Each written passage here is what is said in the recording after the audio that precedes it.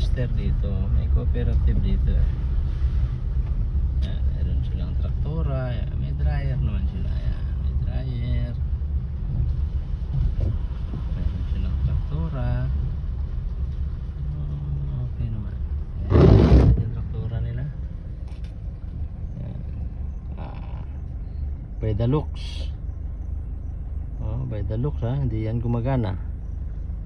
Yan, ito yung mga farm equipment na bigay ng ano. Ito yung harvester. Yan, Mar yung ano. Again, tingin mo pa lang, hindi na yan gumagana. Ano? Kabago-bago niyan. Sinasabi kong halimbawa na binigay lang, basta lang binigay, basta lang nabigyan, wala namang follow up na check kung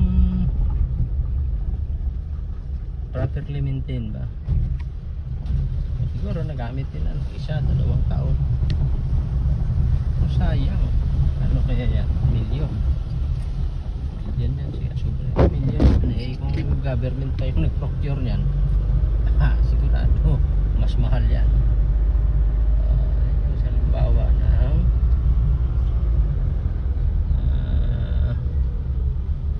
tatapon ng pera.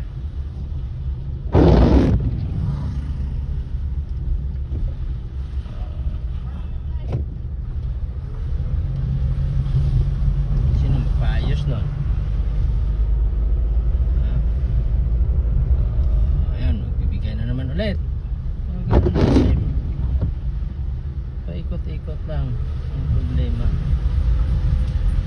Whereas kung halimbawa yung mga harvester sa bayan na to, centrally managed ng Municipal Agriculture Office, grabe kung may 5 harvester, sila yung sila yung mag-manage.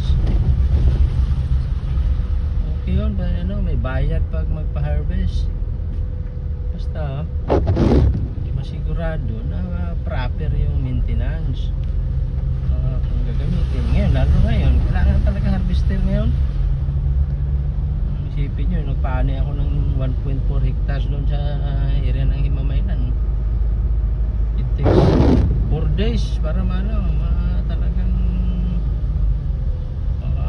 mailabas namin lahat ng palay. Kung may harvester ka nun, ganito, may opening na magandang tempo na 3 to 4 hours, hindi na yun, magamit mo na. Kaya lang, dito wala paano mo gamitin yung nakatiwang-uwang, hindi man ayos.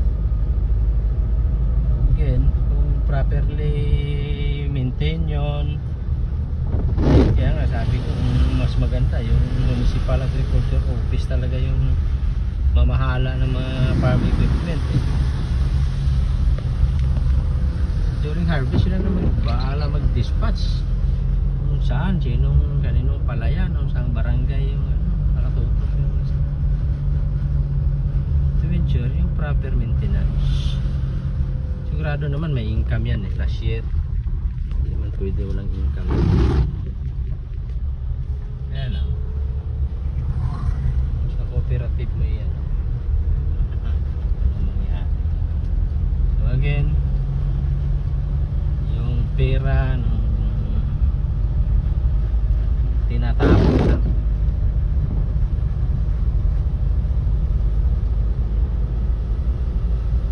Ngayong taon sigurado mayroon namang magbibigay ng mga ganyan. Next year meron na naman.